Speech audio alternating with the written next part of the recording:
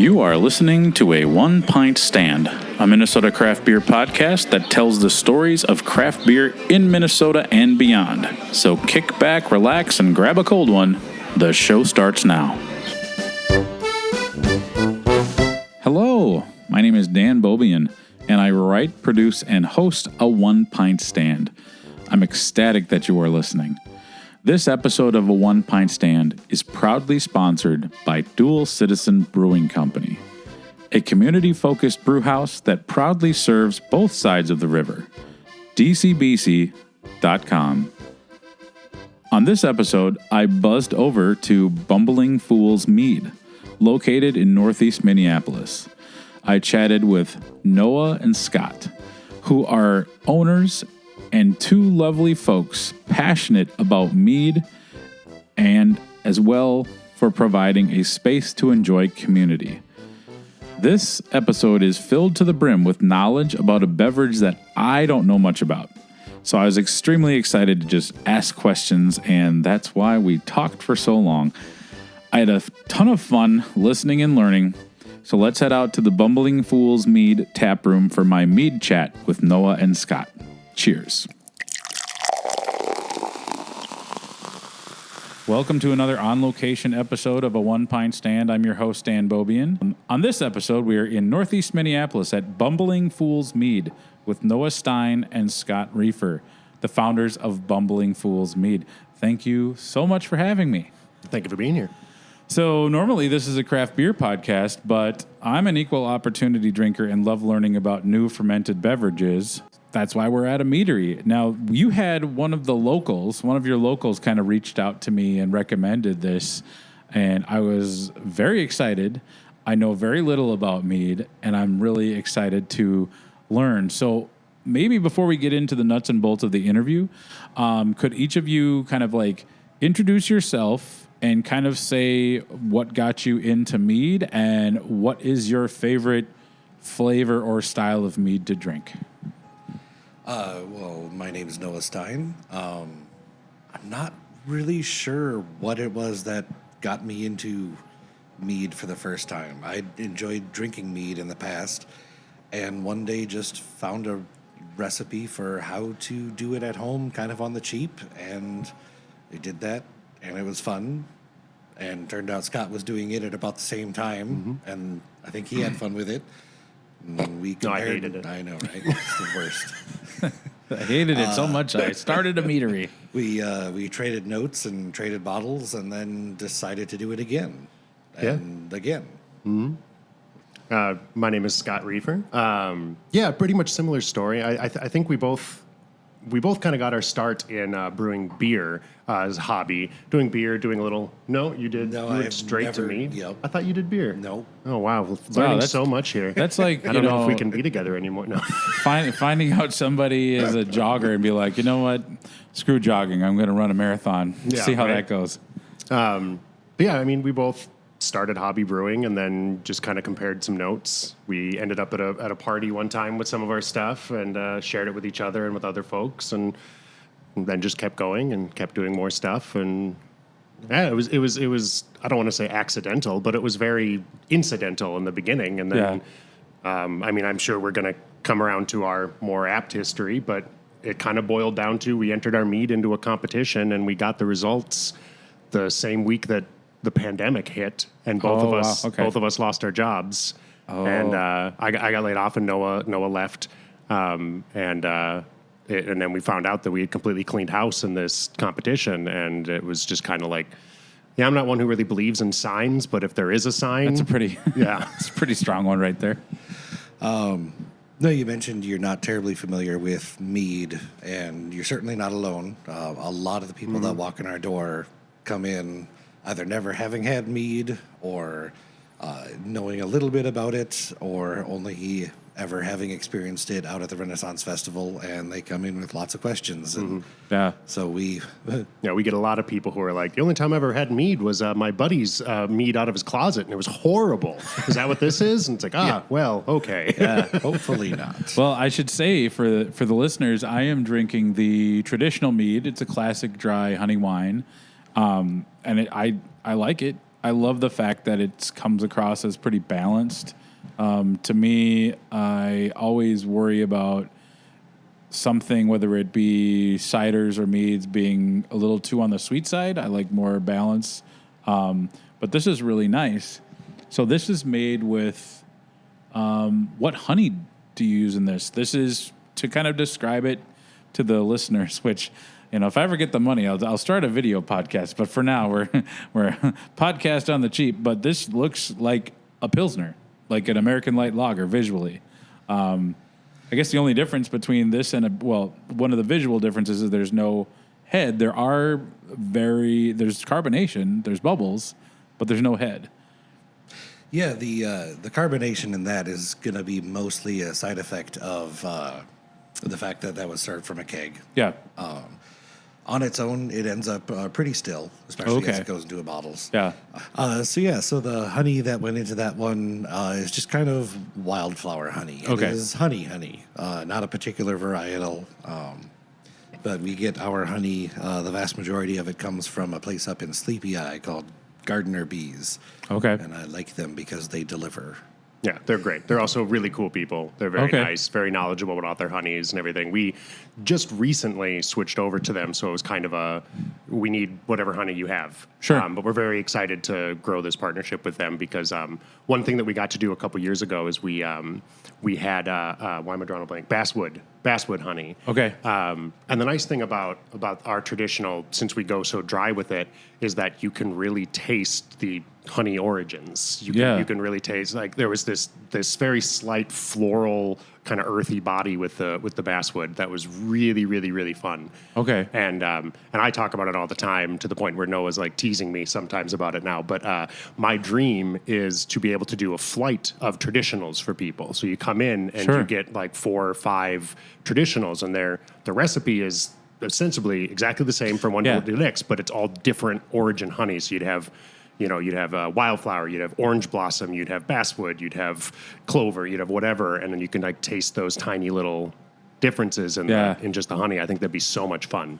I'm going to do a lot of comparisons to beer because that's kind of where I know. But when I went out to White Labs, it's like, White Labs yeast.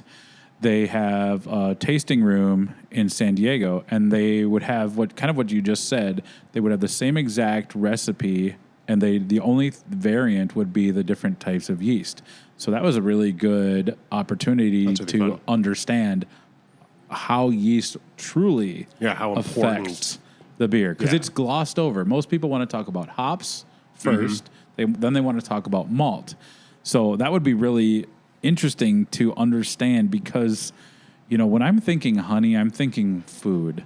I'm thinking mostly, it's something I always put in something. Right. But very rarely will I ever really take the time to taste honey on its own and try to dissect it the way I would honey is a different beverage. You're using it on ham, or you're using it on toast, or whatever. No, I totally get that. One of the things that you'll find, and one of the reasons why we choose to do things as dry as we do, is because you can damn near smell the flowers that the honey came from, especially when it is a specific varietal. Yeah, it's a lot of fun.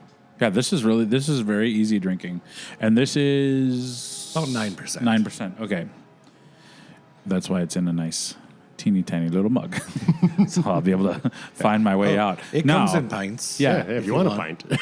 Hey, I'm curious about maybe I'll get the next one in the featherweight ginger, and so you have 1, 2, 3, 4, 5, 6, 7 meads on tap. So that is, I think Noah was about to jump in there too. I'm just a little faster. Sure. No, we have 3 that are like always. Okay. So the traditional, the featherweight, and the 2 ravens, which is what I believe Noah and I are both drinking. Okay. I mean, I'm drinking it, but those ones we will always have. There are flagships. There are tried and trues. Everything else is on a rotational chaos. We generally try to have 8. Sometimes we have 9. Sometimes we have 7. Okay. But we try to have like 8 on tap, and so then the other 5s are anywhere from other things that are really solid, like our bee sting, which is jalapeno lime, but is much more summer flavor. Sure. Or like our Bienenstich, which is coming up for the holidays, which is toasted honey, caramel notes, vanilla, and little smokiness, and it's very sweet. It is by far and away our sweetest.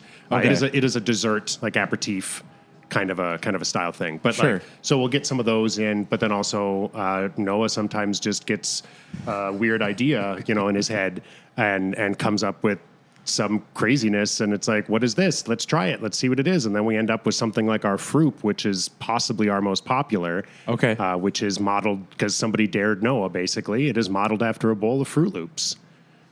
Okay. Yeah, I see triple citrus, cardamom, Earl Grey, and lactose. Mm-hmm. Okay. That's good. Interesting. It's really good. So, what is mead? So at its basics, mead is it's honey, water, and yeast. And Okay. that's it. One of the kind of ongoing questions in the brewing industry is what came first, beer or wine or mead. And I don't know, I think one of the best arguments for why mead might have been, the original alcoholic beverage is because it's so easy to do on accident. Sure. And then once you do it on accident, then it's pretty easy to do on purpose. Honey by itself is pretty antimicrobial due to its viscosity and its the incredibly high sugar content and low water content. But once you dilute it within a certain range, it becomes the perfect beer breeding ground for anything that finds it. And so it's just a matter of getting a lucky yeast strain that turns the sugars into alcohol, and suddenly you've got mead. So mead is really easy, but once you've figured it out, then there's a lot of room to grow. Sure. In taking care of the yeast and ratios and temperatures and all kinds of other stuff. But honestly, at its basics, mead is honey wine. It's Okay. honey, water, and yeast. Yeah. What is I understand, like, I've brewed, I've sat in on brew days at commercial breweries, so I understand kind of that process, kind of from start to finish. Can you just give me like the Cliff Notes version of how to brew, what the brewing process for mead is like? Once you have the formulas or the recipes figured out, it's pretty much a matter of, like I say, you take honey and dilute it, or take water and add honey in the appropriate amounts. You pitch some yeast into it, and then you kind of take your hands off and let it do its thing. Probably the biggest, most important things when it comes to making mead is being very clean about everything. Sure. Because, like I say, honey at that dilution at that point, it is the perfect breeding ground for anything that finds it, and so you want to make sure that the only thing that finds it is the yeast that you want. Okay. Noah likes to sell himself a little bit short on this. Like at its most basic, mead is like throw everything together in a thing and leave it for a year. Yeah. But like he is in here damn near daily doing little tests on things, getting specific gravity, keeping. One thing that he likes to joke about is that he's got this journal that he keeps all of his brew notes in. And when we first started together, both of us have like chicken scratch writing, right? It's just terrible. Yeah. And he was like, I need to make this legible and copyable in case I suddenly die and you need to take it. and so like he takes just extensive, ridiculous, redundant in some cases notes on things, and like he's doing good work. Nice. Yeah. I have a lab. Noah is the head brewer. Yeah. What temperature does mead ferment at? So a lot of that depends on the kind of yeast that you use. Part of the reason that we use the yeast that we do, and part of the reason why we are where we are, is because those two things kind of line up very well. It likes to be between about 66 and maybe 72 or 74 degrees. Okay. And being in the basement here, it stays right I about was that. going to say is probably the perfect temperature for that. No, it never really honestly, the only significant temperature change down here comes from humidity, which is why you can see we have 4 dehumidifiers. Yeah, I walked running in past a here. couple on my way here. Yep. Yeah, well, you're in a basement in Minnesota. Yeah. Right. Yeah. In a 100-year-old building, and Yeah. What did this building used to be, or what was it before? General Mills originally built it. This was their. It was eventually their research and kind of experimental department. They did a lot of non-serial work here. Okay. I'll Actually, give you the whole tour later if you want. Yeah, I'm yeah. very curious because it was like very kind of like sprawling. I love talking about this weird building. Yeah, it's cool. It's got a yeah. lot of character. Yeah, basically, this for everything else aside, I always forget. Man, I should have looked it up again. But is it Rice Krispies or Frosted Flakes that are General Mills? I always forget. Whichever one, Rice Krispies. or Cheerios, or whichever one is General Mills. Could also it was be all of the invented. above. I It was don't know. invented here. Oh, okay. Here in Minnesota in this building. Yeah, in 1915 or whatever. I don't remember the year specifically, but yeah, it was actually invented here. Not to segue too much, but I think my favorite story about this building is that you remember Alvin, the deep sea submersible that found the Titanic? Yeah. It was built about 50 yards that way. In this complex. So yeah, in the 80s, the submarine that found the Titanic was That's a lot of pressure. I mean, Yeah. one of the most famous serials, one of the most famous deep sea diving things. That's So, we're you're in the in- presence of the greatness has existed here. right? You just We're got to in keep it pretty going. good company. Yeah, that's right. That's right. Talk to me about the yeast strains. When it comes to beer, there's ale yeast, lager yeast, and a myriad of wild yeasts. What is the kind of span or varietals of yeast for mead? So it's kind of funny. Back in my earliest homebrewing days, my very first trial, I used bread yeast, the kind of stuff you just buy from the grocery store Oh, yeah. because it'll get the job done. But no, anywhere from bread yeast up through your red and white wine yeasts. There are some yeasts that will go all the way up to 18 or 20% alcohol by volume if you take care of them well. We've settled on a champagne yeast that we like a lot. Okay. It maxes out at about 14%, which works well for us because our license allows us to do between 7 and 14%. And we've kind of stuck with that one because it works very well for our temperature range, and then it's one fewer variable between batches. Okay. It is in the cards to do. A somewhat distant future when we have more room and more stuff. But like you're saying, doing a bunch of different yeasts, like it would be a lot of fun to play around with that kind of stuff. Where beer is kind of all over the map from ABV to IBUs, how is mead measured, or what are some of the statistics that you would find on packaging for mead? Obviously, we mentioned that this mead that I'm drinking and the ones that you're drinking are 9%. What are some of the other statistics? So yeah, the major things that you're going to find in that realm are going to be alcohol content, and in general, ours are going to be about 9%. Some will be a little higher in the 12 or 14%. When we're doing something special, like the bean and stick that Scott had mentioned, so upcoming is going to be kind of one of our premium meads, which that one's at about 14% or so. So it's generally the alcohol content and then also the sweetness. Okay. And kind of unofficially, we follow the same formula as wine bottles. Kind of, is it dry? Is it off dry? Semi-sweet or sweet? Sure.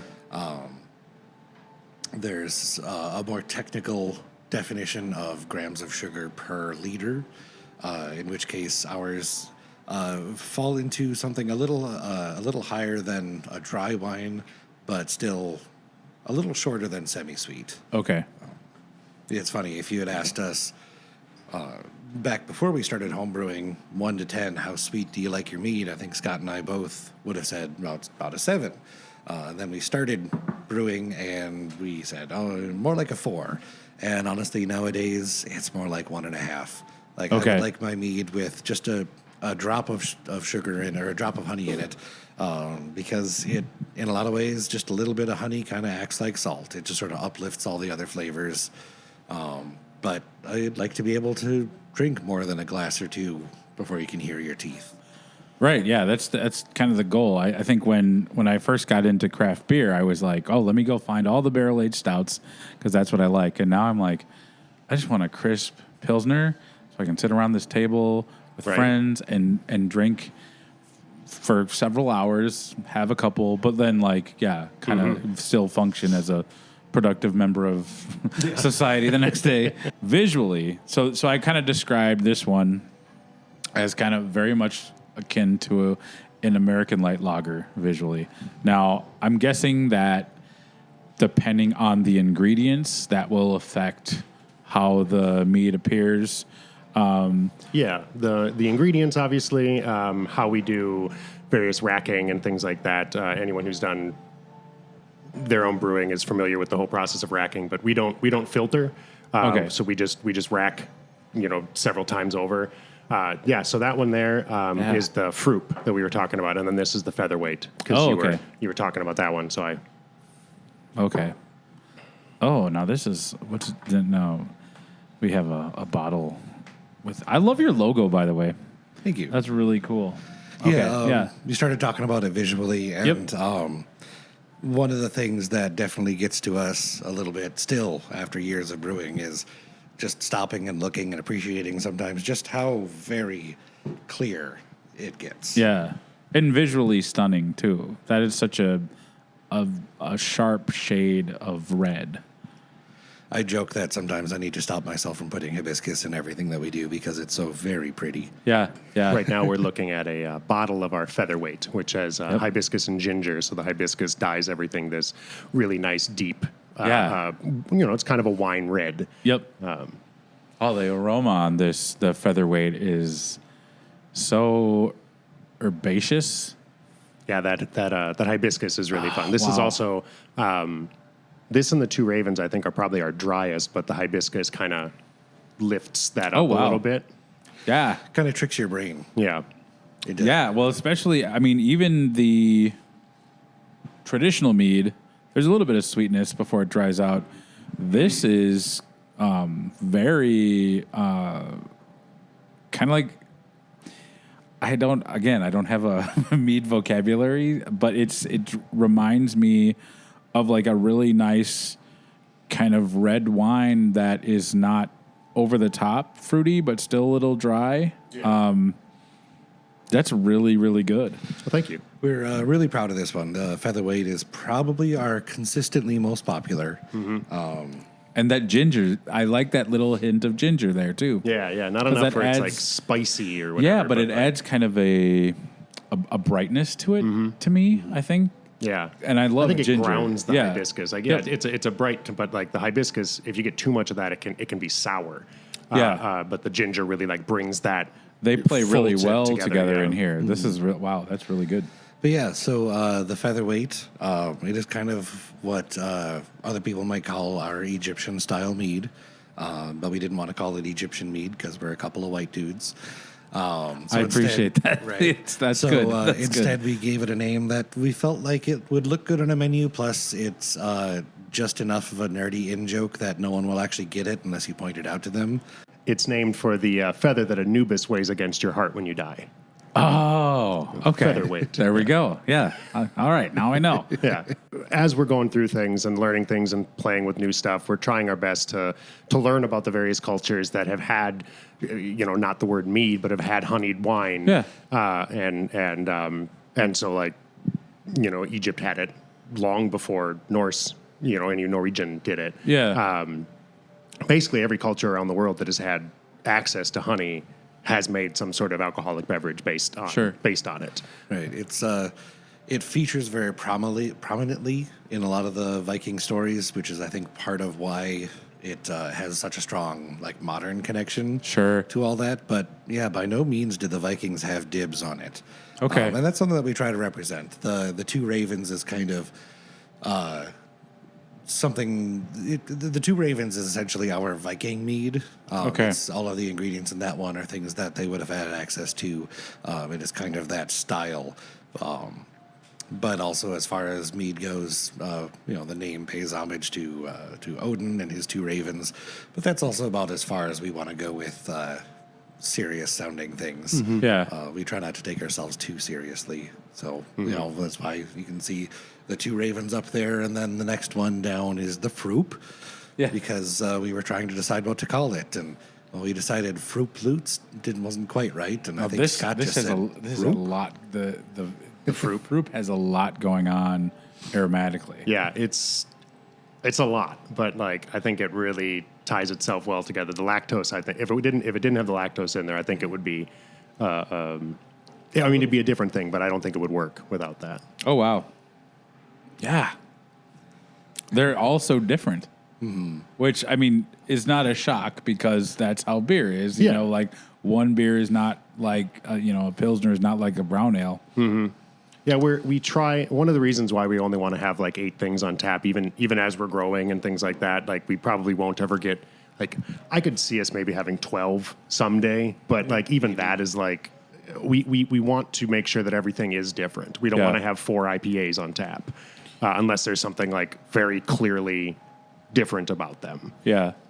With this fruit, it's interesting. It kind of comes off, it's, for me, on my palate, it's by far the sweetest of the ones I've tried at first, but then it really does kind of dry out, and now I'm almost getting like, it's not sour, but like similar to like a grape skin kind of a dryness on the tongue a little bit. It's quite a drinking experience, though. There's that one like takes you on a journey. Kind of like don't start off. It's like you start one place and kind of end up in another. And I always really appreciate when a beverage can do that because it means that not only is there a lot going on, but it means that flavors have been manipulated and coaxed and done the right way. That doesn't happen on accident. I mean, maybe sometimes it does, right, sure. But I think it takes a very skilled brewer to really do that. So this is a real treat. It's a thing we joke about sometimes. We have a little mead suggestion, flavor suggestion board that we keep up sometimes. Or currently, it's just chalk scrawled on the wall because our flavor board is currently being a something else board. And people like to give us, real suggestions. Sure. And every now and then, people like to give us funny suggestions. And sometimes those are the ones that stand out to me most because it represents something that, well, it's like, throwing down the gauntlet. Oh, it's a challenge. Someone just said movie theater floor, and I was like, okay, so something kind of salty, maybe a little buttery. Like I can work with that. Salty, buttery, caramel, car keys, hooray!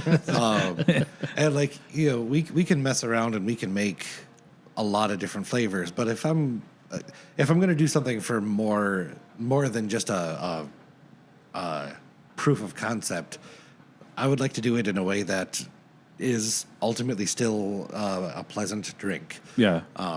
One thing that we really try to live by is the fuck around and find out kind of rule. Like, I like it. We get an idea, somebody challenges us, like we'll at the very minimum, we'll do a 1 gallon batch of it. Because if it is bad, it's like, oh, well, it was 1 gallon. We'll drink it. Like, it's fine. That was going to be my... But like Noah says, though, like, when we do stuff, it isn't just throw it all in a thing and hope for the best. It is like, look it up, figure it out, what goes well here, get good ingredients, and everything like that. Because, like, if you're not getting good ingredients, you're not going to get a good end product. Right. And so we try to take even our biggest of fuck arounds seriously.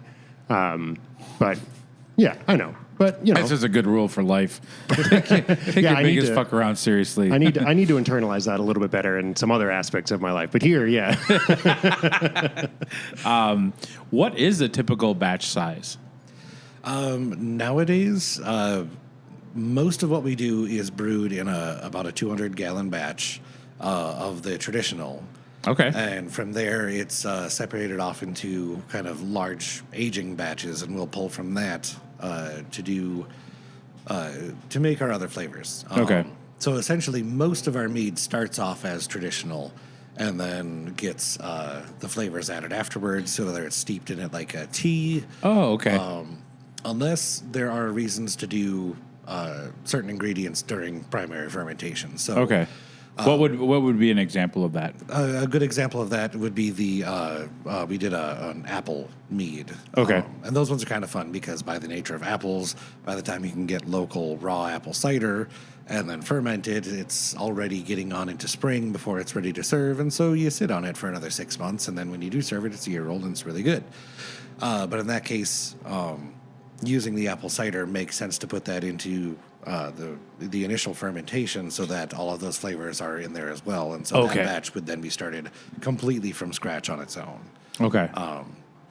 As opposed to like the featherweight here that we've been looking at and admiring, that guy starts out as traditional, and then it lives as traditional for at least around 6 months or so, and then we break it off into a 30-gallon batch or something, and then we'll add the hibiscus and ginger where it sits for a few weeks, month, and does that whole thing, and then we rack it, and then we have our featherweight. Okay, and I know that there are a lot of ways to like. There's purees, there's actual ginger. What is kind of your philosophy when it comes to ingredients like that? Or is it really kind of like batch style specific? As much as we can, we try to source all of our ingredients locally.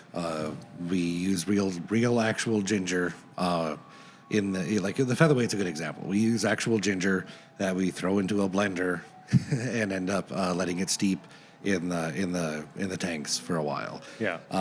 The two of us sit there and peel ginger. every individual little chunk of ginger we peel and then do. Yep. The hibiscus tea comes from, I can never remember. I think it's Tea Source. Mm-hmm. Oh, sure. And they're pretty great for us. But yeah, anytime that we can use local ingredients, we use local actual ingredients. I think the only things that we use that are like extracts would be things like the vanilla or almond. Sure. For the bean and stick, or and even then we've played around with actually having vanilla beans, but that's not a local product either. Right. But part of the issue with those things is for the really vanilla is a great example. Is in order to make a good extract from that, you want to use something like vodka instead of just letting it steep in the mead. And we can't actually use vodka to fortify our wines because of licensing. But we can use an extract, yeah. So. Okay. Yeah. This the bouquet of the fruit is so just wow. That I think if you're listening and you're like, I've never been to a meadery, this is a different kind of an experience because there's a lot going on. I'm not much of a wine person either, but the aroma is just really enticing. Well, the fruit is a perfect example of fuck around and find out for us. Mm-hmm. You fucked around well. This is delicious. That one started off with, we were about 2 weeks out from our first trivia night. I was sitting in the back having a weird moment where I was like, okay, because of the nature of our product, everything that we have is all that we're going to have for this big opening night. Can't make anything new. No time. Or is there? And our head bartender and now events coordinator, Bonnie, had recently thrown Fruit Loops up on our flavor idea board. And I started thinking about that, and I looked some things up and realized, what the hell? Why not? I'm going to play. And so I did. And so we had 5 gallons of fruit ready on our opening trivia night, and it was massively well received. So we immediately turned around and made more in a bigger 15-gallon batch, and then immediately had to turn around and make another 30 gallons. And it has not quite become one of our staples, but we do try to have it around as much as we can at this point. Sure. What from the time you brew a batch of mead, how long does it have to age? There's a few exceptions just because we're getting into the swing of demand and stuff like that, but we're trying our damnedest that nothing leaves our back room that is less than a year old. Okay. We're at about, I'd say, 8 months average right now. There's our 10 months average, just because sometimes, like I say, there's just we're still adjusting for the popularity that we're having, and it's really, which is a great problem. Yeah. But yeah, so we're upping our production and things like that because we want to be at a year for everything out here. Okay. When did you open? This little bar opened April 1st, 23. Okay. Yeah. Okay. And so we get to have our anniversary on April Fool's Day, which is appropriate for Bumbling Fools. Perfect. Okay. Are there ways to accelerate the process or slow down fermentation with temperature control, or would that be foolish because then it would mess with like the metachloriates of the of the mead? Yeah, and essentially we have kind of figured out our niche or where we like to be for that. Probably the biggest variable is going to be the alcohol content. The stronger the alcohol content, the longer it's going to take for everything to kind of mature and for things to settle, and it's all going to be functional after about 2 weeks. It'll get you drunk. You wouldn't necessarily enjoy the product process. Right. But to round out kind of like those sharp edges, right? Just if we're takes doing time. something 14%, it'll take a minimum of 9 months before you really call it ready. But if you can keep your alcohol content a little bit lower, it just makes the yeast, they're a lot happier. Sure. They clean up after themselves much more quickly, and you can put something together in 3 or 4 months. And at that point, we do like to continue to let it sit longer because it just does improve with that extra time. And if you can hit a year, there's a noticeable, significant difference. If you can hit 2 years, it's even better. Sure. Noah, well, both of us, but Noah especially exists on like the forums and whatnot for mead hobbyists and stuff like that, looking at, what other people have done and ideas and posting advice himself and stuff like that. And more often than not, it seems like when anybody has some sort of issue, like, oh, my mead is off or it doesn't look right or this or the other, the answer is just wait. Yeah. Just give it a little bit longer. Yeah. Like Noah said, after 2 or 3 weeks, it'll get the job done. But we call it rocket fuel. It just tastes like rocket fuel at that point. A weird exception was so we made what's called a braggot. Which we're not legally allowed to. So that was a hobby thing that we made. But because by federal standards, we can't use malt in wine. A braggot being kind of halfway between mead and beer. It is mead made with beer malt as well. Yeah. I mean, I remember that we made it, and then after like 2 weeks, we were just like, all right, we're gonna try it, see kind of where it's landing, and we were both blown away with how good it was, and we were like, no, this isn't right, no. And so we let it sit for another 2 weeks, and it was just as good. And we're like, oh my god, this is. So like after a month, it's all, so like if you're looking at trying something mead related yourself, hobby wise, and you want something that's a little quicker turnaround, look into Braggot. Sure. I mean, if you have a local brewery, or I'm sorry, like a brew store, hobbyist near you, you can get malt. Yeah. Check it out. Look it up because it was really fast for us, and they're really good. Yeah. They're really fun. I've had a handful of them. It's not a very popular thing. I remember... Which is a shame. I know. They're delicious. For one of Surly's anniversary beers, they did a braggot. Yeah. And I was like, why aren't more people doing this? And it must be because of the size of the batch. As we were talking before we recorded, honey is very expensive, especially if you want to get good honey. Mm-hmm. So I have to imagine that must be one of the kind of limiting factors. The most expensive part of the whole thing. Yeah.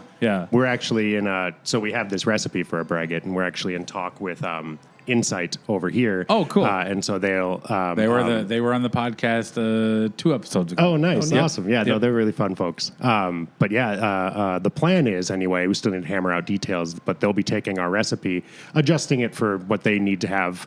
But they will have a Bumbling Fools braggot on tap over there. And that's awesome. Yeah, that's so cool. That'll be really fun. Awesome. So I want to talk a little bit more about ingredients. Now, you mentioned that you source your honey from a farm, from Sleepy Eye, Gardener Bees. What I'm curious about is in the I've listened to a number of mead podcasts talking about sourcing different types of ingredients, fruits, and different things like that. When it comes to where you get your honey, what are the different types of honey? And is it different malt varieties, depending on the type of malt you're using, different flavors are going to show up in the malt or different types of hop varietals. How many different types of honey are available in Minnesota. If somebody is like listening and they're like, I either want to make mead as a hobby or I want to start a meadery, where do I get the different types of honey that I'll need? So I'm not entirely sure exactly how apiarists can specifically know. There's actually literally a DNA test. They send in their honey, and then there's I think it's the State University, Minnesota State, runs it through, and then they can tell you like it is this percentage of this and this percentage of this, and then if it is over a certain percentage of a thing, they can legally call it strawberry honey or whatever. I believe it's assuming, called 23andB. Hey, and now I'm being escorted out by security. No beehive. Love it. But yeah, so in general, as I mentioned kind of earlier, there's wildflower honey, which is just kind of it's honey. It's honey that's been collected. One of the big ones around here that we've had a chance to use in the past is clover honey. We got some honey from Solar Bees, which is a place, I think, just down the street from us here, which actually has kind of a neat idea where they contract with local solar farms, and they have them plant clover all over their solar farms, because otherwise those tracts of land aren't really doing anything aside from collecting, solar energy. But bees don't care about fences. And so the bees then go in and collect clover honey from all of that, and it's a neat synergy. As Scott had mentioned earlier, one of our first big brews came from basswood, which is a local flower. I know that Gardner Bees also offers goldenrod honey and buckwheat honey. Some of the other big ones, I don't know how much of it you can get here in Minnesota. Sure. Is going to be like your orange blossom. Okay. I know hibiscus honey is a big thing too in certain areas that is not anything near our neck of the woods, but that'd be a lot of fun too. But basically anything that has a flower, if you have fields enough of it, the bees could do it. Yeah. So I guess we could have corn honey to an extent. I have heard that that's a thing. Really? And I would be curious to see how that goes. Doing elote mead.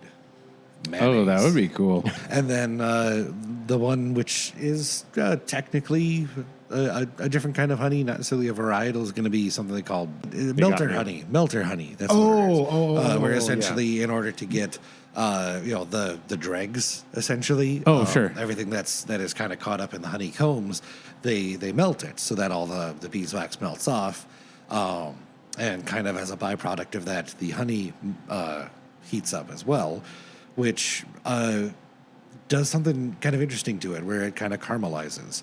Oh, okay. It's a thing that we've done on purpose in the past, where essentially once you get honey up into around the 240 degrees or so, it starts to toast, and it gets kind of darker and earthy and rich and caramely and different. Yeah, this is a thing that you can do in your home with a crock pot. You just set it up as a double boiler, and in a crock pot it'll take you about 6 hours, but it is really, really worth it to just like even this stuff spread on toast. Okay. It takes it adds a whole other layer to it. It is astounding. Disclaimer kind of like for anybody who plans on doing that, the honey will get hotter than water, so if water drips on it, it might explode a little bit. Yeah, so just, be smart Again, we're about back to fuck around and find out. Yeah. And have a fire extinguisher. Yeah. Yeah, that's interesting. That's similar to like in brewing, there's decoction brewing where you kind of just like caramelize the grains, make a slurry, and continue to add, and you get that Maillard reaction and create that amazing depth of flavor that all of us who love a really good, like satisfying malty beer really love. Do you use fruit at all? Oh yeah. Right now, there are, almost all of them except for our staples are fruited in some fashion. Okay. Our October kind of spooky mead, the Beazelberry, has blackberries in it.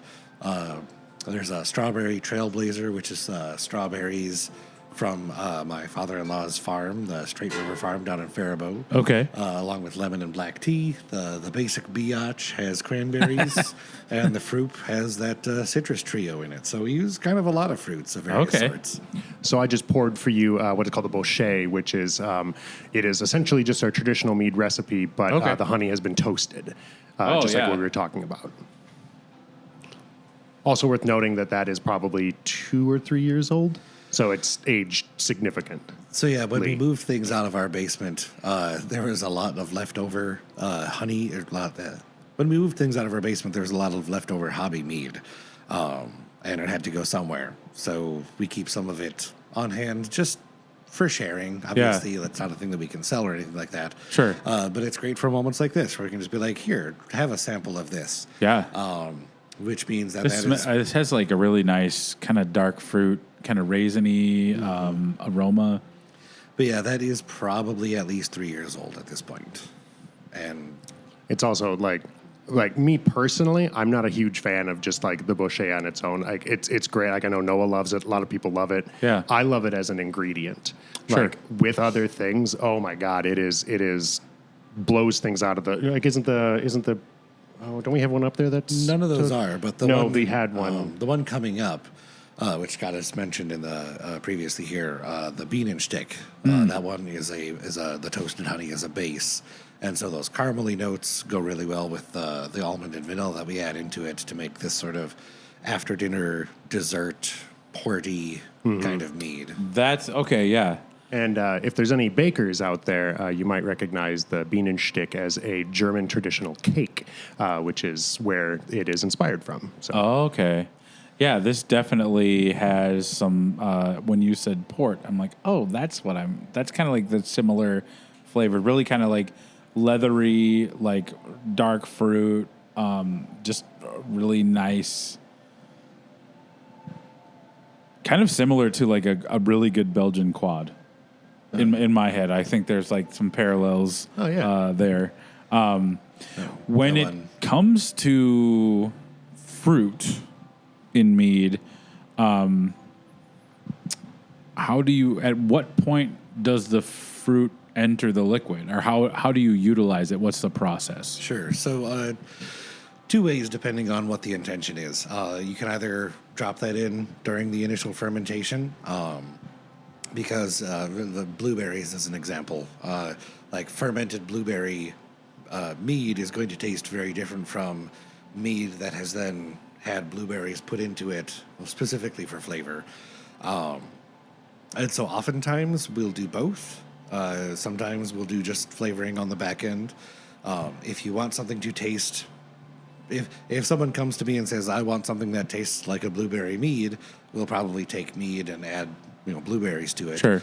But if someone is much more passionate about like wanting something that is like the full body experience of blueberries, we'll oftentimes then throw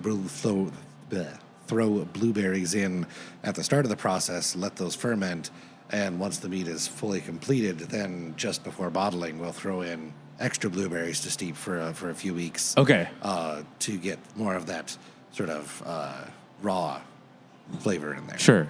So sometimes you'll like let it ferment literally on the fruit. Mm-hmm. Okay, yeah. That's one of the things I know that like also like makes mead very expensive because of all those costs. I know that like Schramm's mead in Michigan, I've seen the the prices for some of those bottles. Like, wow, that's up there. But then if you take into account where they're sourcing their fruit, they're getting their cherries from Traverse City, and just like where there's tons of really, they're not skimping on ingredients. And I think that's something important for people to understand, that mead is like you say, you brew your batch of mead, and if you want it to be really good, you need to hurry up and wait and let it do its thing. Mm-hmm. Well, and it's one of those tricky things about it is so legally speaking, as long as 51% of the fermented sugars come from honey, then it is technically mead. outside of using fruits here and there, for us, 100% of it comes from honey. Yeah. And I think that is a big part of why our mead is so good. But 'cause like you can use sugar or hypothetically, corn syrup even Sure. if you Right. if you wanted to. But if you were cutting costs or whatever, and that may be the case. I don't know, but our mead is made from honey. Yeah. And that's one of the things that I think is always going to be the case because it's. I don't know. I mean, between like it tastes good, it works well, point of pride. There's a list of reasons why. Yeah. Well, and I think there's like something to be said for honoring the tradition of mead, and when you're sourcing great ingredients, it's nice to have those partnerships. Yeah. Why would you change? Yeah. Well, and it's also important to like anyone who like we're not trying to like throw shade at anybody who has used sugar or anything like that. It becomes a very different product, and we've actually found recipes that are like 1,200 years old, and it says to use this much honey and then put a little bit of sugar in because honey has always been ridiculously expensive. Yeah. And so like we have found very old recipes of people doing just that. And so there's no insult intended to anybody who does. Right. It's just we don't because we like it to rest on all of the flavor of the honey and let that be the primary thing. And because 95% of our stuff is as dry as we can make it, there's no need to add more sugar to it. Sure. Yeah. If somebody's looking to get into mead making, I know that like one of the iconic books for beer brewing is The Joy of Home Brewing by Charlie Papazian. Is there a similar text for people who are looking to understand how to make mead, or where do you like if somebody is we've got the mead library has been procured off the shelf, which also has some of my favorite board games. I see Settlers of Catan, Dominion, And Carcassonne. there was one kind of quiet evening where we just sort of spread out a game of Carcassonne across the bar, and that was a lot of fun. Awesome. Yeah, that was really nice on our 12-foot bar here. We just This went is along it for like awesome. 5 feet. It was But great. no, you go to bars and you see a lot of like cocktail books behind the bar and whatnot. We have textbooks. Like in fact, one of them actually is a textbook, which I think is really funny. But yeah, so I spent a lot of that energy instead on reading up on the chemistry of alcohol and the biology of yeast. And like, there's a lot of real gems. There's a lot of interesting information in here, whether it's the actual science of it. okay. We or got we've Mead got, Science by B. Moriarty. We've got like old world mead recipes where if you're ever bored, you can just flip to a random page and be like, oh, this one suggests. This is a bad example. There you go. Scammony root. No idea what that is, but Me let's try it. Yeah. Yes. This is Welcome Mead by Laura D. and Godi. And this one is probably my favorite, The Drunken Botanist by Amy Stewart. The foreword is essentially, well, there was a pair of botanists at a botany convention, because apparently those are a thing, and they're sitting at the hotel bar after the botany lectures, and one of them looks at the other and says, wow, all of this here, the spirits, the beer, the wine, this is all just botany, isn't it? And then they had like a 3-hour conversation to that extent. Woke up the next morning like, man, we should write a book about that. So they did. That's awesome. And it goes into detail about essentially every plant that has been used in any significant amount to make, to make or along with the manufacture of alcohol. And it's a great read. I love it. Okay. Another book that was gifted to us by by one of our patrons is up there still. It's the Flavor Bible. And that one like, I as a baker and my wife as a cook have used it because Okay. it basically just is like, hey, you want to make a thing with this? Here's 30 things that pair well with it. Oh, I would And it's love that. all right? over, and it's huge, it's extensive, it's insane. Like, Okay. yeah, it's real, and like most of it we're not going to use. It'll tell you all the things you can pair with chicken. We're not going to use chicken in our mead yet. But yeah, to come back around to your original question, so where might a person go when they're looking to start mead making. Sure. Kind of the mead making book is called The Complete Mead Maker by Ken Schramm. Of Which course. is a good read. Of course it would be Ken Schramm. It is a little dated. Okay. I think it was written in the early 2000s, and some of the practices have kind of changed a little bit since then. But it is a great place to start. It outlines a lot of the basics. And oddly enough, there is at least one little wholesome corner of the internet that still exists. The Mead subreddit. It's just r/Mead. Oh, yeah. Okay. It's actually a very welcoming and knowledgeable place where every day people are starting for the first time and asking questions or sharing pictures. Is my mead infected? No, it's never is. If you have to ask, it's not. My mead's terrible. What do I do? Put it back in the closet for another 6 months. But it is a very excellent place to go and find a lot of encouragement and a lot of beginner tips. Well, that's good to hear because in my mind, the Venn diagram between Reddit and Wholesome, there's not very much in the middle. Circles. Right? Yeah. Right. They're just far apart.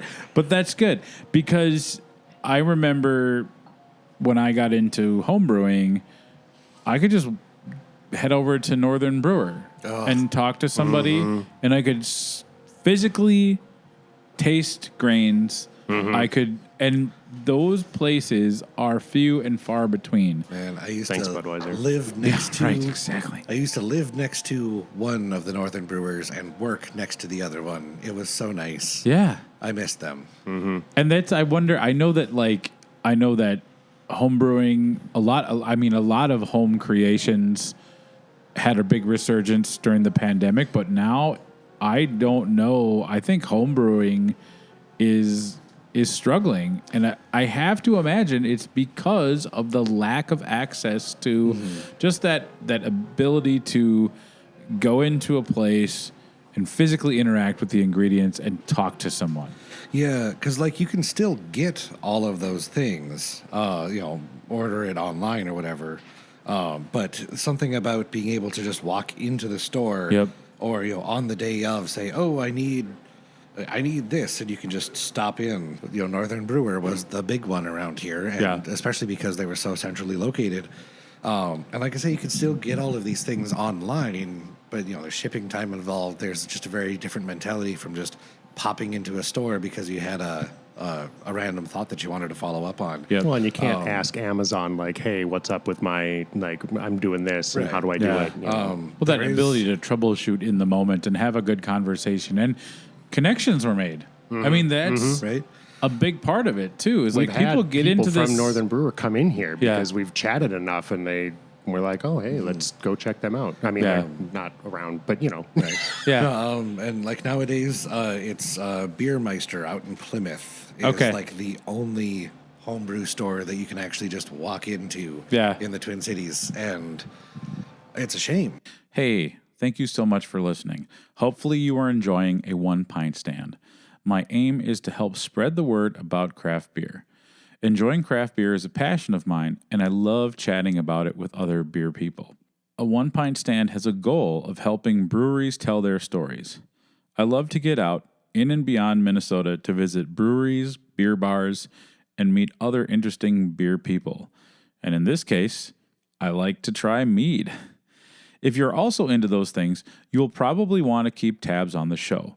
So go ahead and follow a 1 pint stand on Instagram, Facebook, Blue Sky, and Twitter. I also started a TikTok account because I was tired of Charles calling me a boomer for not having one. We would also appreciate any and all positive reviews on Spotify and Apple Music or wherever you listen to podcasts. That will make it easier for other craft beer listeners to find us. If you want to be a supporter of the podcast with some of that extra change you find in your couch cushions, I started a Patreon. There are 3 different monthly levels of support. They are priced at $1, $3, or $5 a month. If you pledge at the $3 or $5 monthly level, you get some pretty cool perks. So go to patreon.com and search a 1 pint stand to check it out. I am proud to say that we are now up to 15 Patreon supporters. and I am just so excited about what that means for the show. If you like reading about craft beer, check out my written work on a onepintstand.com. I love to write, and that's where you'll find a lot of content that covers the local beer scene happenings, different festivals, and most importantly, my craft beer travels. I truly appreciate you listening and taking time to enjoy our stories. Now, before we head back to the show, let's talk about this episode's sponsor, Dual Citizen Brewing Company. Pouring from their Midway tap room for nearly 7 years, Dual Citizen serves an award-winning array of lagers and ales. Check out their newest offering, Sounding Line, an oatmeal stout that's robust and perfectly balanced, and is imparted with the more dry notes of dark chocolate and roasted coffee, finishing up with a smooth creaminess. Your perfect winter sipper. Find it on tap and in stores now. Learn more at dcbc.com. How about a beer? Okay. As I mentioned earlier, I'm selfishly going to ask you both to help me broaden my mead vocabulary. I'm very much a novice when it comes to mead. Well, you're in good company for this kind of thing because mead isn't huge like beer is or wine. There's a lot of stuff that I'm not saying that we make up, but like there's a lot of forgiveness. Like if you whatever, you're in good company. You're fine. So I've heard terms on podcasts and different things, and some of these are just like things that I was curious about. So I've got a couple. I'm going to throw out some terms. And I would love if you could help define those for me and my listeners so that there's putting a little bit more mead knowledge out into the ether. So love it. Let's start with back sweeten. I hear the term back sweeten a lot. What does that mean as it pertains to mead? So essentially, when fermenting, the yeast will they will chew up the sugars and make alcohol until one of two things happens. Either they reach their alcohol tolerance and then they start to slow down and fall asleep and die, or they run out of sugar to do, in which case then you're left with a dry mead afterwards.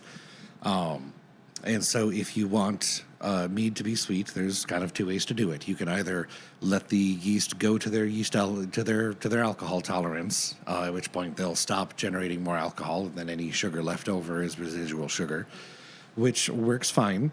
But then you are at whatever their alcohol tolerance is, which usually, again, 12 to 14, maybe 18%, and that's not necessarily always the thing that you want.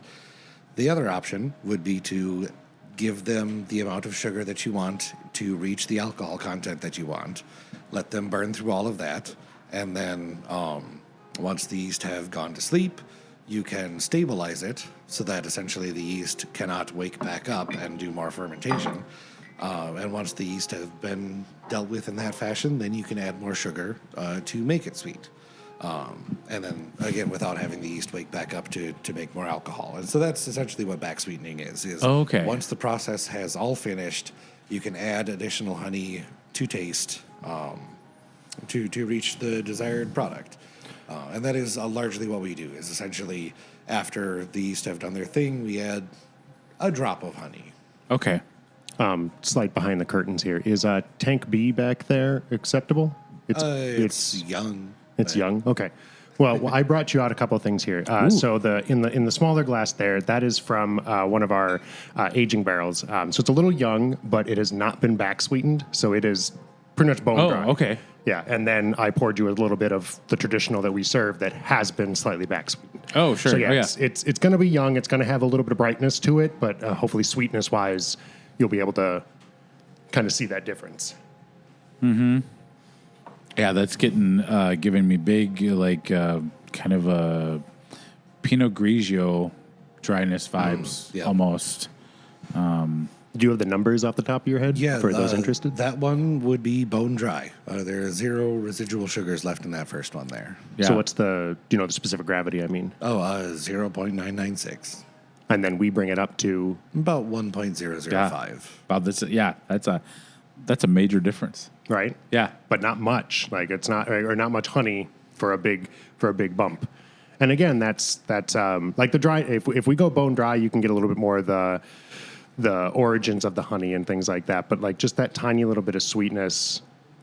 If it's so dry, it almost like hurts the tongue a bit for some folks and whatnot. Like I love it bone dry, but I do have to agree that it is much more approachable, much more accessible for folks from a very wide range of palates when it's even just that tiny bit. Yeah.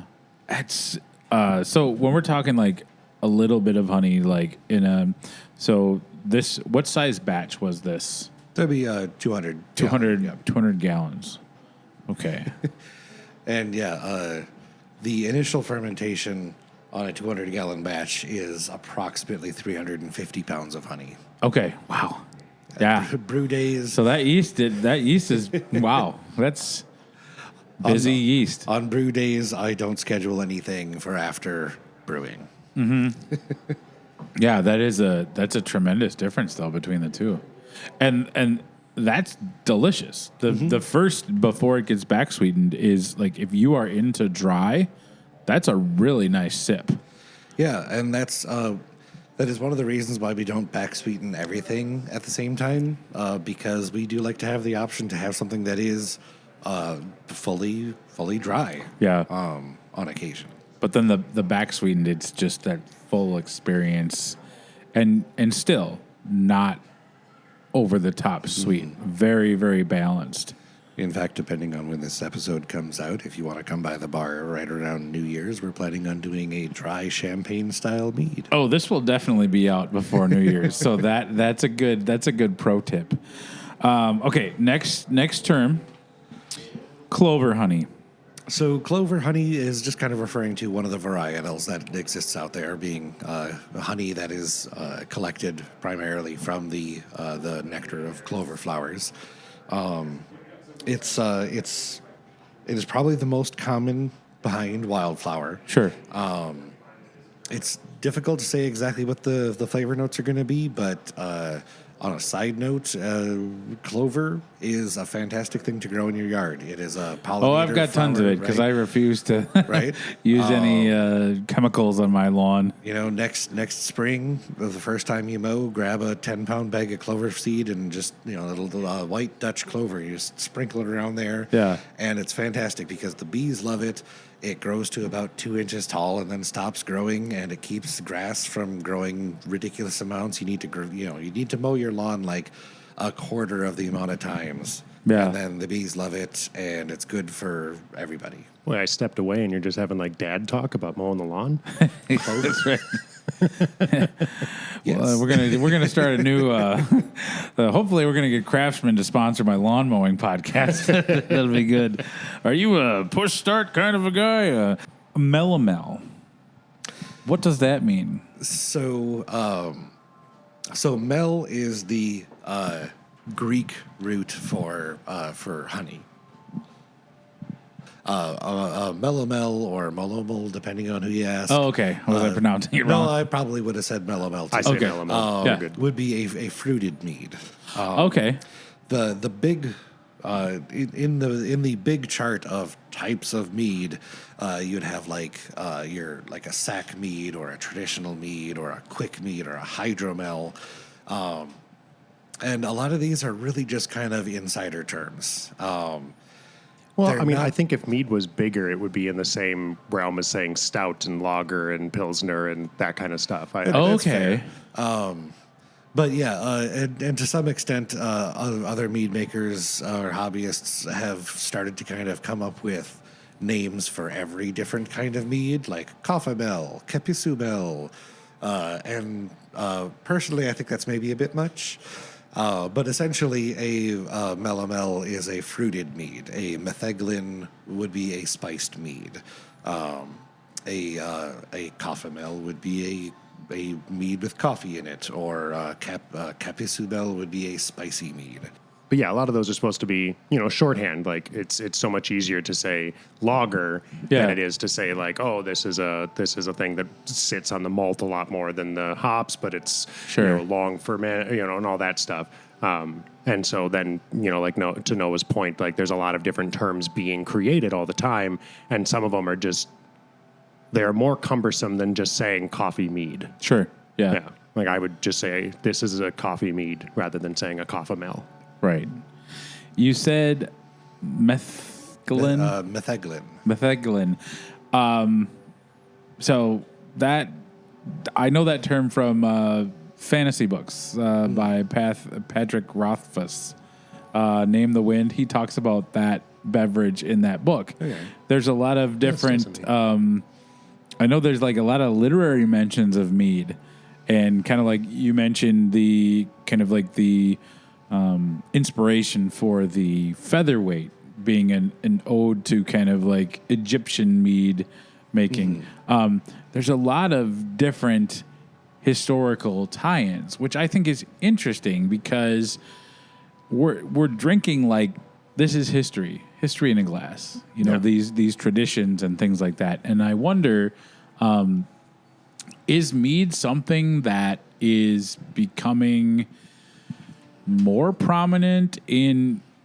I know that it's very kind of like small, but is it growing or is it kind of like staying the same?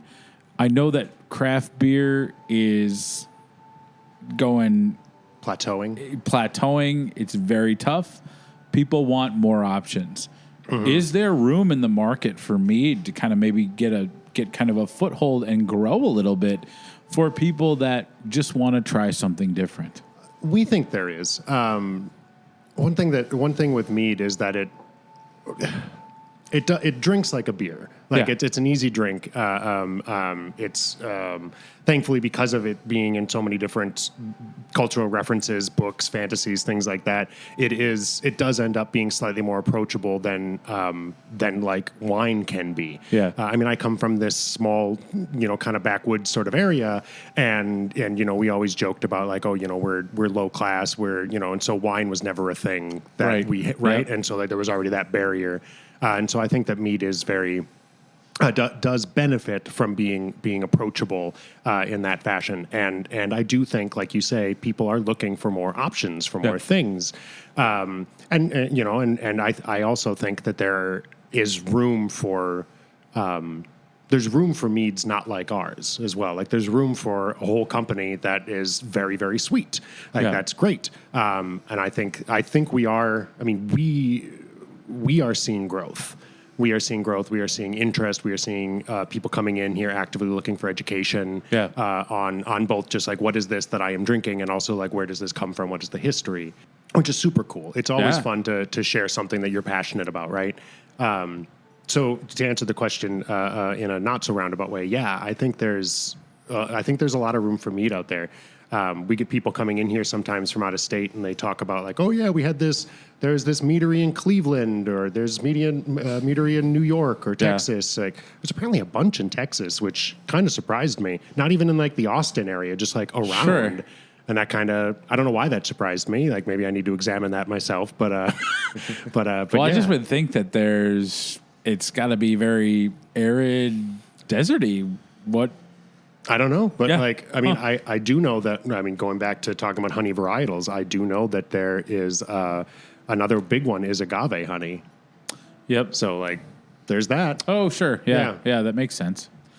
No, one of the neat things about mead is, yes, it is an old world drink, is very much the initial impression that a lot of people have. They have been exposed to it at the Renaissance Festival, and that may be about it, or a friend that's done a little bit of home brewing. I do think it is really very much coming back, and I think one of the interesting things about it is because for the longest time, like there's beer, there's wine, and there's spirits. And mead kind of gets stuck somewhere between beer and wine, but it really is kind of its own different thing. Yeah. Like Scott mentioned, it drinks kind of like a beer. It can feel kind of classy like a wine. And one of the interesting things that we share with people a lot here is mead makes a great mixer. It's funny because generally speaking, you don't really mix beers. No, unless you're doing like a Boilermaker Right. and you're joining a And frat. You with- don't mix wine. Yeah. You don't mix necessarily. wine, Like, There's a ton of wine culture that says, you shall not mix wine, which is funny because a red wine and Coke is actually pretty good. I'll But try that when I get right, home. that being said, like most of our meads, we already have kind of figured out, like, man, if we had a liquor license, like, we know what we would do with each of these. Because they make Okay. great mixers. Our bee sting, the jalapeno lime, if you take that home and enjoy it over like a glass of ice with a shot of tequila, it's a great way to spend the afternoon after you mow your lawn. Just come back to that. There we are. We're just back last to- night, I had the featherweight, and we were drinking it with a little lemon juice and gin. Oh, And that oh was yeah, phenomenal. for sure. Yeah. Well, yeah, with that ginger note and kind of like the aromatics from the hibiscus, I would imagine that'd be a very good Yeah. marriage. And so that's kind of one of the things that we're trying to get out there too, is that whether this is for yourself at home or if you're finding us at one of the bars that we're going to be at, going more and more forward, like there can be some great cocktails that start with mead as a base. Sure. Well, even going real simple with it, Noah and I both kind of ate our hat a while ago. We were on tap at Can Wonderland. Oh, sure. And we went there and we were like, well, we're gonna try our meat on their tap, right? Like we just gotta. And they served it to us in a glass with ice. And like initially we were just like, what are you doing? Like you don't serve beer or wine They fucked with ice. around and found out. And then like we tried it and it was like just a little bit of water, but then like that ice cold bite. Like, Sure. oh my God, it really brought out a lot of those flavors in the Two Ravens. And we were like, okay. Well, yeah, that's awesome. Just even things like that you would never think to do. And that's almost counterintuitive because Right? with a lot of things, it's like you let something warm up, especially with a higher alcohol Yeah. percentage. You let it warm up, and kind of like a lot of those bigger flavors will start to reveal themselves. Whereas, like if you crack a stout beer and you're drinking it right out of the fridge, you're going to miss out on a lot. You're of missing things. a ton of stuff. Yeah. Yeah, but it was a completely different experience. I mean, I still drink Two Ravens neat. There's the word. yeah. I was like plain. Yeah. No, there's nothing plain But it was about still Two just Ravens. like, wow, this is genuinely a really good drink, and that's cool. Yeah. Like, Okay, another last term, and then you'll complete my Mead Padawan training here. Cloying. What does that mean? So oftentimes that's a way that people refer to things that are particularly sweet or oversweet, where it just has kind of a syrupy quality, kind of something that is overly sweet and clings to the tongue. Interestingly, that's one of the reasons why we use Earl Grey in some of our meads, is because it provides that sort of tannic backbone that really helps to strip the fats and sugars from your tongue, Okay. to keep it from being cloying, even if it were a particularly sweet batch, I suppose. Okay. But yeah, oftentimes when people talk about cloying, it's generally spoken of as a pejorative, something that is as a fault. Yeah. Yeah, I know when I think about beer, when I'm tasting beer, if a stout is cloyingly sweet, it's just too much. Right. And it's like almost not undrinkable, but I find it off-putting because it kind of like overshadows some of the other flavors that you're kind of looking for in that style. Right. And oftentimes there can be kind of a criticism of layering sweetness on top of using sweetness to layer over otherwise using sweetness to cover over faults that would otherwise be noticeable without all Right. the sugar. But like, again, it doesn't have to necessarily be a pejorative term. You might use it. A good example that leaps to mind is like a Russian Imperial Stout. Yep. Where it is something that is a very heavy, very rich kind of drink, which doesn't make it bad. It just means you want to share it with someone because you only want half a glass. Right. Yeah. A little goes a long way. Right. Yeah. And I would imagine that because of the higher alcohol nature, mead, a bottle of this featherweight is probably best enjoyed in a communal setting. no, just by yourself. Just drink the whole thing. Just Yeah, by yeah. yourself The watching hell with everyone Nightline. else, yeah. I miss Ted Koppel. Enjoy it with friends. You have your bottle, I'll have mine. It's fine. Yeah. No, and I mean, especially if you talk about like mixing it, like, yeah, no, it's a sharing drink. It is, Yeah. it's, I mean, traditionally mead from the mjod in the Norwegian, like it was what they did after they went out and raiding or went out farming or went out whatevering. It's meant to be drank with people, with friends. Straight from the goat's teat. Yep. Bingo. That's right. I can never remember that goat's name, but yeah, there's. Hey, Mike, what's the name of the goat that makes mead? Is it Herfiskaldnir? Gesundheit. Yeah, he lives on the roof of Valhalla, and Yeah, and they literally milk mead from his teat, or it's their teat. I suppose it's not a. starts with probably an not a H. he. Probably an HJ. Mead of good poetry. Yes. Yeah. We have some customers in who are nerdier than. Hey, Ruth. I have earmuffs on. I can't hear you as well. Hey, Ruth. But yeah. Okay, so hey, how do you say that again? It's spelled like that. Oh, yeah. That is kind of a combination of TH. Hithrun. Okay. Right. Was the goat that lived in Valhalla and ate the leaves of Yggdrasil, the tree of life. After eating the leaves from the tree of life, Hygdrun would make mead in very much the same way as a cow makes milk. There you go. And so, like I say, as we mentioned before, mead features very heavily in a lot of the Viking stories and myths. Yeah.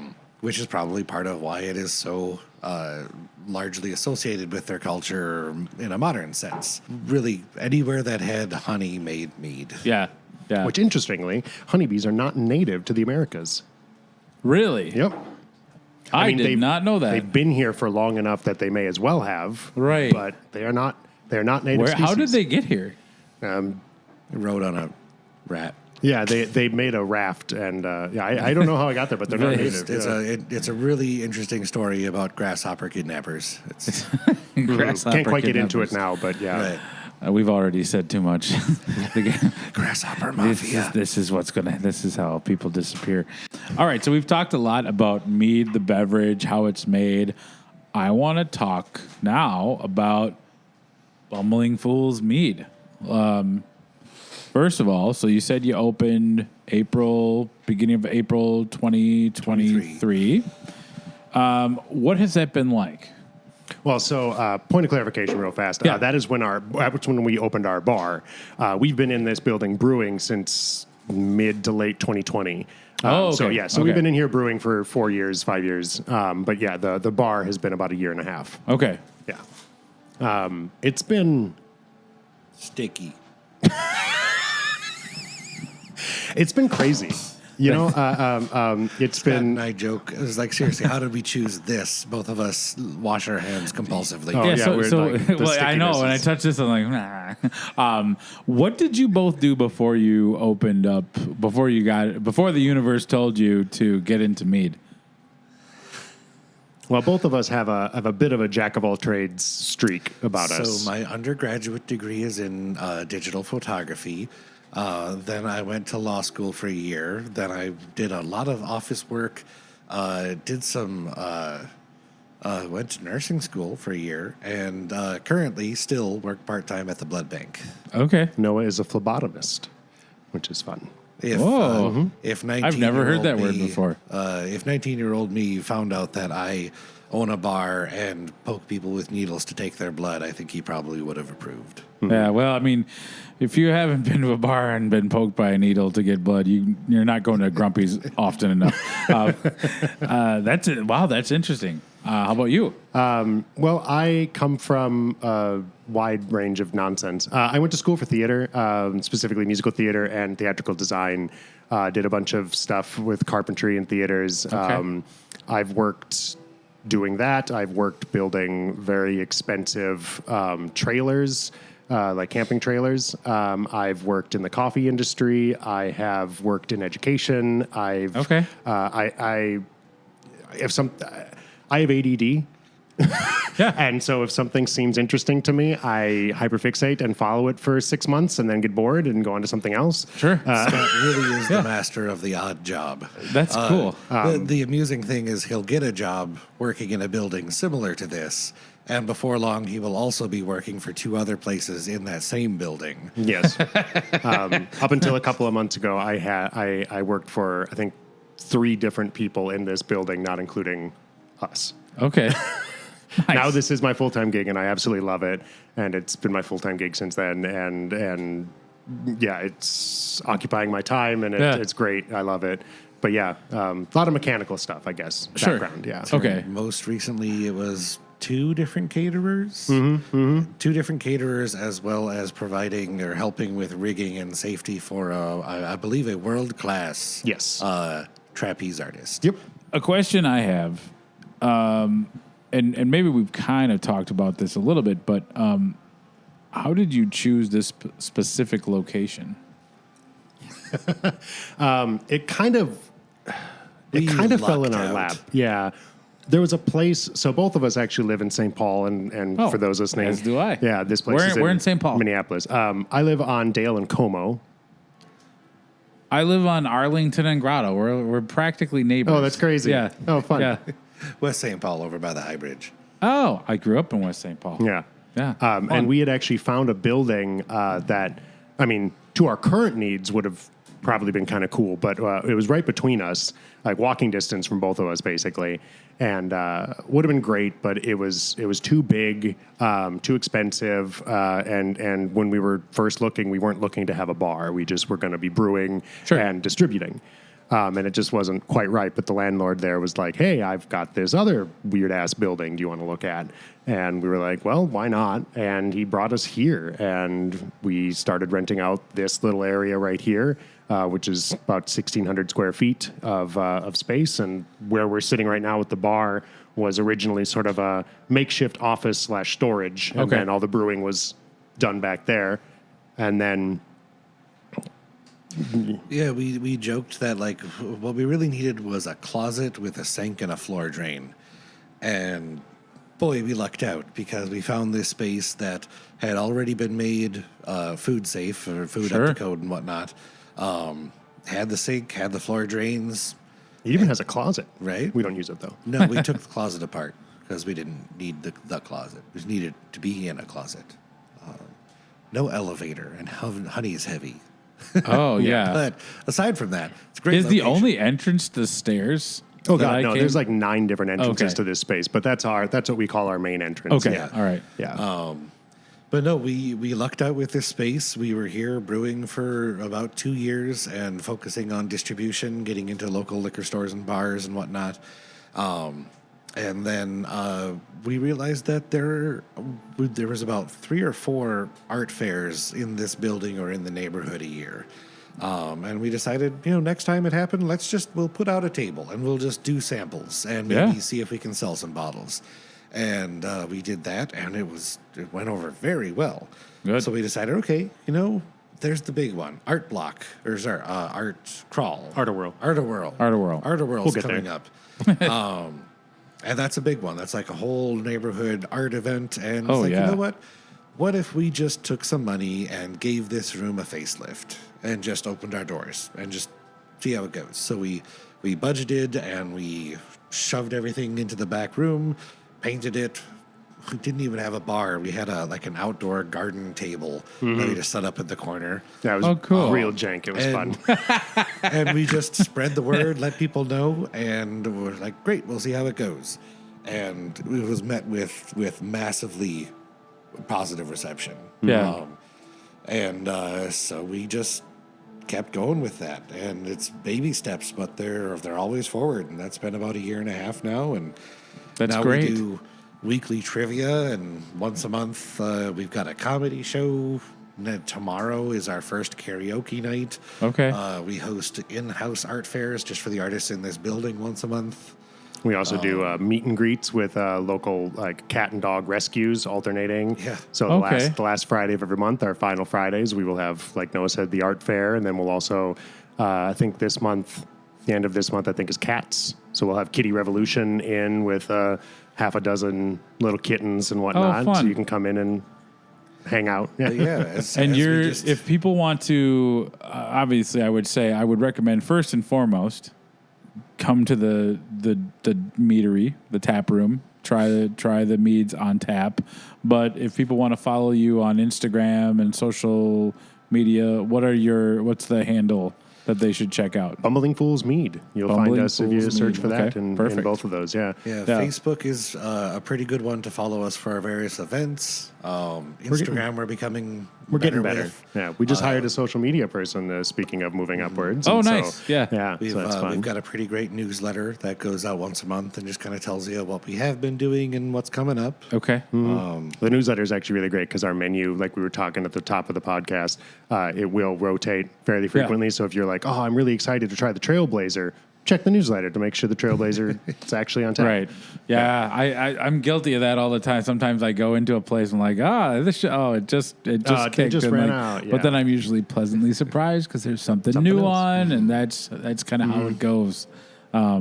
What is your? I know, like, my question to a lot of breweries is like, how many barrels of beer do you produce in a year? How many? Like, so a barrel is 31.5 gallons. We I measure do by know. gallons. Yeah, we go by so gallons. how many gallons of mead do you produce in a year? I would ballpark it at about 800 gallons Okay. a year at this point. And is that on the? Is it still kind of like a nano brewery is quite small? Oh yeah, I'd say we're still pretty small. Like, Okay. Speaking, like, if we wanted to go, completely min-max ourselves and everything, we could do with the setup that we have without investing in more stuff. We could probably get 2,500 gallons in a year if Oh, we really, wow. Okay. if we really If I wanted quit to. my day job, we ordered another tank. I've done a little bit of thinking about this. Yeah, we could probably hit about 3,000 gallons if we really wanted to. Okay. Yeah. And that's a size that I imagine that's a lot. Problem is, Yeah. where would we put it? Yeah, right now we're the square footage is biting us in the ass a little bit know, on we could- some of that. We'd But have to have people come in and take it home for us, little by Oh, little, yeah. one glass at a time. I might be so bold as to say if someone comes in and talks to our bartender and mentions this podcast, they could get happy hour prices. That is a great idea. I think that's pretty all right. Yes. Yes. We're discussing now. I love when a plan comes together. Yeah, no, that's great. I mean, there's the listenership for this podcast very supportive of good local things. So Yeah. be careful what you might have 6 people show up. I'd just be Love ready. it. know, That, we have that'll been- double our clientele. We have been pleasantly surprised Yeah. at how things like this have picked up. The Hop Pass. Oh man, that was it was cool. great. Oh, Someone sure. was telling us about Hop Pass, and we're just like, cool, we'll check it out. And we looked it up, and it was free for us to join, and it was just a way to get our name out there. And Yeah. if a member of their service comes in, then they get 2 drinks at half off or something to that extent. And we're BOGO, essentially. Yeah, Yeah. and we're Yep. like, great, that's neat. Sure, we'll sign up. And about 45 minutes later, someone walked in and was like, hey, I saw you on Hop Pass. And Yeah. we're like, it works. It was immediately, yeah. So Bingo. if you don't know what Hot Pass is, there's a number of things like it, but it's just basically a big, what am I trying to think of? List of local breweries, meaderies, wineries, things like that. That if you are a member of Hot Pass, which as a consumer it costs you $30 or whatever the hell, and then you get a little, like, for Hot Pass you get an actual passport book that you get stamped and stuff like that, and as you go everywhere, and you get like rewards if you go to 30 different places and stuff like that. So like it's just a cool way to explore the local beer and wine and hard alcohol and stuff like that. So, Yeah. Well, I mean, hell, Before you know it, you'll be brewing 3,000 gallons of mead. I mean, we've probably mentioned him 3 times at this point, but I might as well give him another actual shout out. I mean, the reason we got in contact was because of Jim. Yeah. One of your listeners was just like, Yep. hey, I listened to this podcast and you guys should be on it. And then he reached out to you. Yeah. And then we reaced out to you. And I was very excited to do that because I'm like, well, yeah, this podcast is about helping local places tell their story. And selfishly, I'm like, I want to learn more about mead. And I'm sure other people want to learn more about mead. That's the educator in me wanting to I know, right? share the knowledge. So, Well, we talk about that being actually a I hate the word hurdle when we're talking about this, but for lack of a better term, kind of the biggest thing that we face is just educating people on what mead is. So when people come in here and they're like, "What is mead? Mead is beer, right? Yeah. Or mead is like 30%, right? Or just all these misinformation, or just accidental things. What do you do? I make mead. You make meat? No, mead. Yeah. do you Yeah. make meat? Like, what do you mean we're going to a meatery? Like, that meatery. sounds disgusting. I mean, no. that's or glorious, depending on. Yeah, that's very different. it's like- Yeah. Fogo de chao kind of Yeah, thing. Yeah. exactly. So if somebody likes mead, or excuse me, if somebody likes beer, will they like mead? Obviously, different tastes are different people are gonna have different tastes, but I would say in general, yes. Part of what we do is we offer a range just to kind of catch up as many people as we can. Whether it's our traditional mead that is just kind of a classic honey wine that's just really drinkable, to the sweeter stuff, to the weirder spicy things. I like to think that we have something for just about anybody. Yeah. One of the angles that I've really been trying to work towards is finding ways to provide our mead to some of the local sports bars for like Vikings fans, because Oh, yeah. Vikings mead and Skol or Yeah. something. Yeah. Yeah, I think that'd be a lot of fun. I don't want. If you don't like honey, mead is a hard sell. Sure. We'll Right. we'll probably still have something that you're going to enjoy, but but like, yeah, I don't think that just because you're a mead or a beer drinker, like your favorite thing is stout and you drink nothing but stout. I don't think you're not going to find something here. Sure, I think we'll absolutely be able to figure something out for you. But we were actually chatting with some wine folks earlier this week. We had a meeting, and we learned that in the wine industry they do, and you might know this. One of the things that buyers of wine and stuff like that talk a lot about is sugar, grams of sugar per liter. And we didn't really know this, and so we had to quickly do the numbers, which, like I said, no one in his extensive notes had all the numbers, just needed a little bit of math. yeah, we kept track just with different formula, different vocabulary, but yeah. And so, like, we are, as far as wine goes, we are very sweet. Yeah. So, like, if you're a person who's like, ugh, I hate sweet things. I don't drink anything sweet or eat anything sweet. Like, it might be a tough sell, but we're also but also to everything we have been saying, we're not as sweet as other places. Yeah, I was going to say, that being said, I think that... I've had beers that are sweeter than this. Oh, yeah, for sure. The traditional mead, very balanced. Yeah. I wouldn't categorize that as... I mean, there's a little bit of sweetness there, but I wouldn't say that, like... No, I wouldn't call it sweet. Yeah, no, I mean, like, I'm obviously a biased person in this whole thing, but I've had probably like 5 or 6 drinks as we're sitting here and my tongue doesn't hurt. Yeah. Like, that's a thing. That belongs on a T-shirt. My tongue doesn't hurt. I mean, I've gone into breweries in Minnesota, had a sip, and my tongue was hurting. So this is a positive experience. Is there such a thing as a gateway mead? I know with a lot of people, when we're talking beer, the people that really love their macro, their Bud Lights and things like that. Sometimes they've had negative experiences at a craft brewery because they did not perceive that there was something for them on the tap list.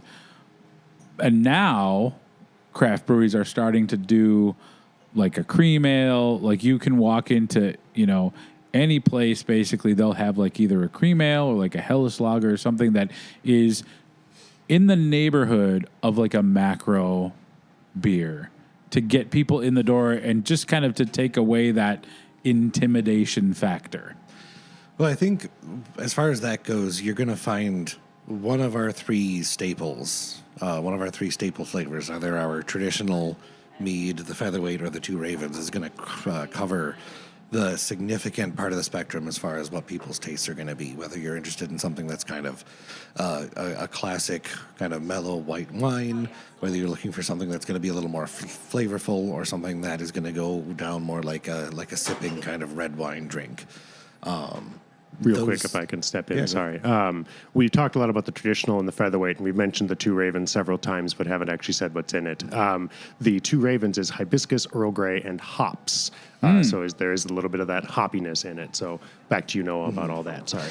Yeah, and so between the three of those, I feel like you're going to find the vast majority of people that walk in here are going to enjoy at least one of those three. Yeah. Okay. And when in doubt, you know, especially if you're in the bar here, just ask. Like, we're more than happy to give you a little sample. We also do flights, pick 4 kind of thing. Okay. Yeah, you know, I mean, we love sharing what we do. We love new people. We love newbies to this. You know, it's fun. We love sharing our passions and stuff. And you know, at the end of the day, it may not be for you, but you know, we still welcome you. We still love you to be here. We still, you know, love chatting with folks and everything like that. Well, I think anybody would be hard pressed to come into this space and interact and not have a good time. I think that there's just in our conversation, the tone has been very welcoming. And I think that is, I mean, people can go to the liquor store and get craft beer and go home. Yeah. People who are going out to tap rooms, they're in it for the experience. Mm-hmm. That conversation with the person behind the bar to educate them a little bit on what they're having, let them broaden their horizons when it comes to beverage. So that's all part of the experience. Last thing, and this, I know that craft beer is very white, and is that kind of like the similar? I know there's fewer meaderies. Is there, could a person like myself, who is Latino, go into a meadery and feel comfortable being a person of color, identifying as BIPOC? Because there are definitely spaces in the craft beer atmosphere that are not that way. Yeah. And is that something that is, you know, I know that like, sometimes that can be intimidating. Right. So one of our big things is inclusion. It gets into kind of a vaguely sensitive topic, but one of the issues with a lot of the modern perception of mead being associated with Vikings, being associated with Viking culture, which starts to lead into the white nationalism, gross neo-Nazism kind of bullshit. And that's a thing that like we absolutely and loudly and regularly, you know, decry. You know, you got to walk past our trans flag to come in here. Yeah. You know, we talk about like what's the vibe here? What's our clientele? You know, we invite all of the queerdos because that's what we are. Yeah. There are 4 of us owners. Noah and I founded it, but we brought in 2 more owners. Okay. We all 4 are white, and so there is that. But we are all for various flavors of queer. We do our damnedest to be as inclusive as we can. Yeah. And that's one of the reasons why we try to cast a wide net when it comes to inspiration for our meads, whether you're going Egyptian or Norwegian or currently working on Ethiopian Tej. Which apparently in Ethiopian brewing, it always has to have gesha, which is this. It is a plant that is. I need to do more research, but as far as I have found so far, it is a relation to buckthorn, which we have in unfortunately ample supply around here. And we're back to goats because that's how you get rid of buckthorn. Right.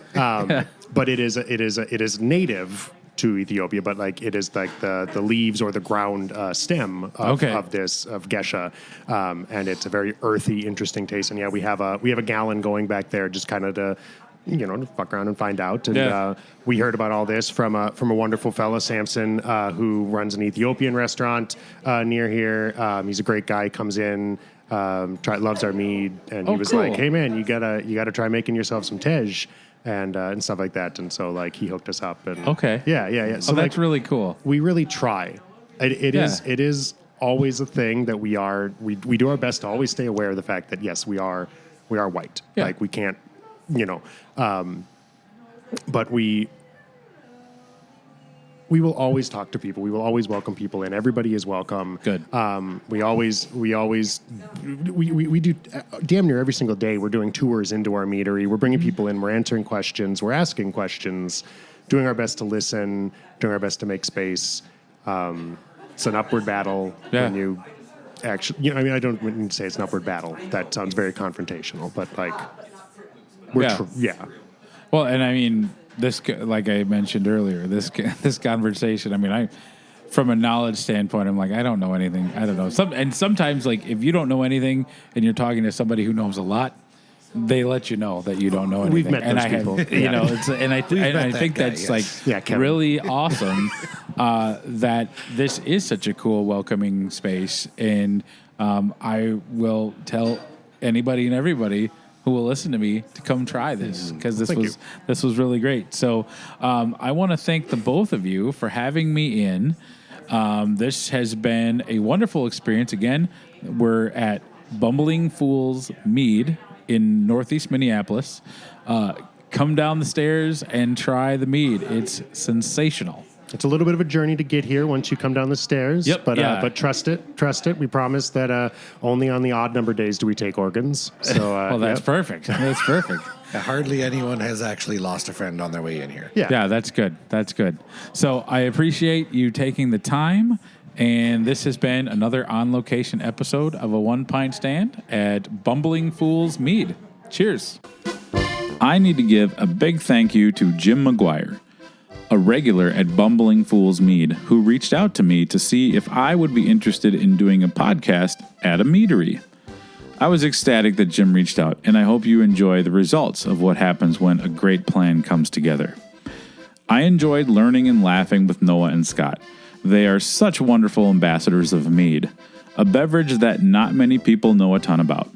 Their willingness to share their knowledge and story is something that I am incredibly thankful for. I can't wait for more people to discover their great little meadery. I also want to put out there that if you are a regular of an establishment and you feel like that would be a great topic for conversation on the podcast, please reach out to me. I'm always looking for more opportunities to connect and record a great conversation about craft beverages. I want to give a special thank you to some amazing people. I continued to be humbled with the folks who sign up to become Patreon supporters. And I want to give a special thank you to Chuck Dorsey, Vicky Epper, Daniel Fisher, Todd Fitzloff, Matt Holton, Cable Lefto, Ben Michaels, Sophia Masagi, Brent Newman, Bree Smith, and Sarah Cry Valento for being keg stander level supporters of the One Pint Stand Patreon. Your generosity is just so mind-blowing. I cannot thank you enough. So cheers to all of you. Before I say goodbye, I want to give a huge thanks again to the sponsor for this episode, Dual Citizen Brewing Company. For nearly 7 years, Dual Citizen has proudly served the Minneapolis and St. Paul communities with both cold, fresh beer and event programming for everyone. To stay up to date with all the latest offerings and happenings at the tap room and beyond, visit dcbc.com.